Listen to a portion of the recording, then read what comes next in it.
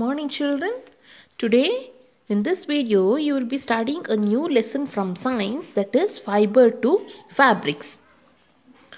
Hope everybody have gone to fabric house in Virajpet. You have seen varieties of cloth material there, isn't it? So that is the varieties of fabric found in that particular shop.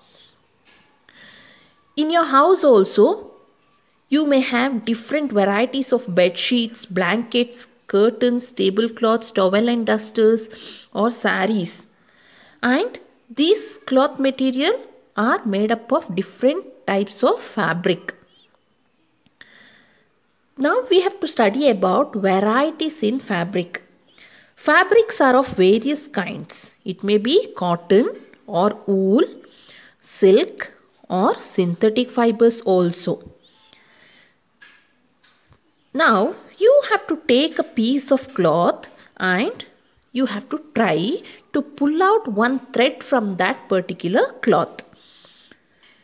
So if you pull out the thread, that particular thread from the cloth is known as the yarn. So we can say that fabrics are made from yarns which are arranged together. Children, you might have tried to thread a needle. Many a times the end of the thread is separated into thin strands. So you feel difficult to insert the thread into the needle's eye. That thin strands that we can see from the thread are called as the fibers. So now you have to understand that fabrics are made from yarns and yarns are further made up of fibers.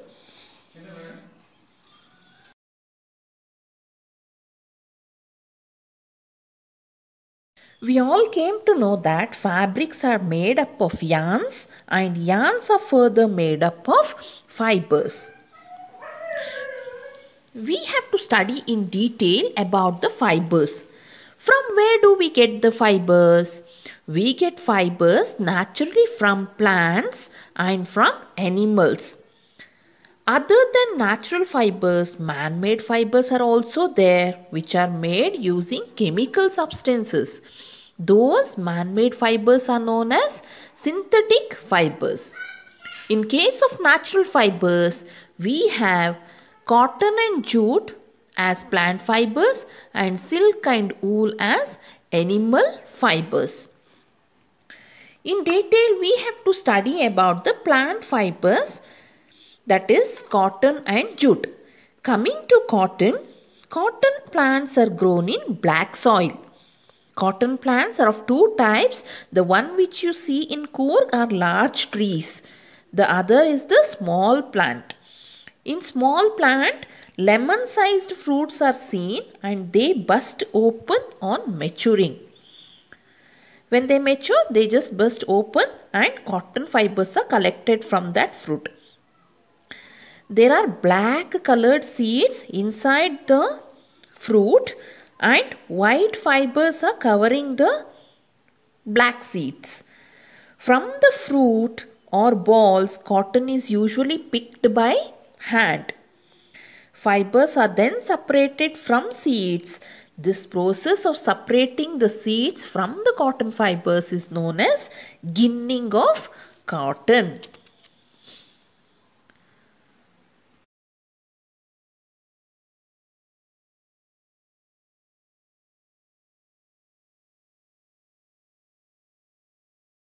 We have studied about ginning of cotton. What is it?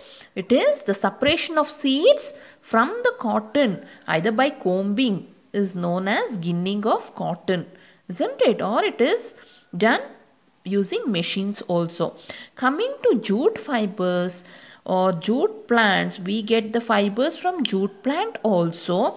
It is from the stem of the plant. Then the plants are cultivated during the rainy season. It is grown mainly in places like West Bengal, Bihar and Assam. The plants are harvested during the flowering stage And what they will do, as it is harvested, as the stems are cut off, they will the people immerse the plant in water for few days. So what will happen? The stem rot and fibers can be separated using a hand.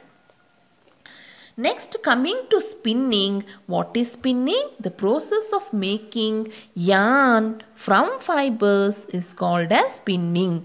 Usually, there are two devices in order to make spinning. What is it? Hand spindle and charaka. You all know about charaka. It was popularized by Mahatma Gandhi ji during the independence movement.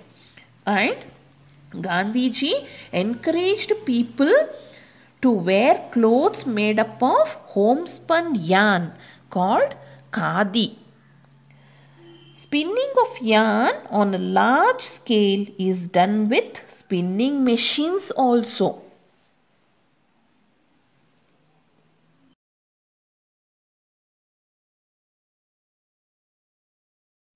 We have to study about making fabric using yarn. The two main ways of making fabric from yarn are weaving and knitting. What is weaving? Arranging two sets of yarns together to make a fabric is called as weaving. So here can you see the two sets of yarn? One is green color, the other one is orangish in color. So they are arranging both the yarns together to make a fabric. That process is known as weaving. It is done on looms and it is either hand operated or power operated. Coming to knitting, can you see a ball of yarn? And you have seen the needles also used for knitting. You might have seen people knitting sweaters, caps, socks and so on. Here a single yarn is used to make a piece of fabric.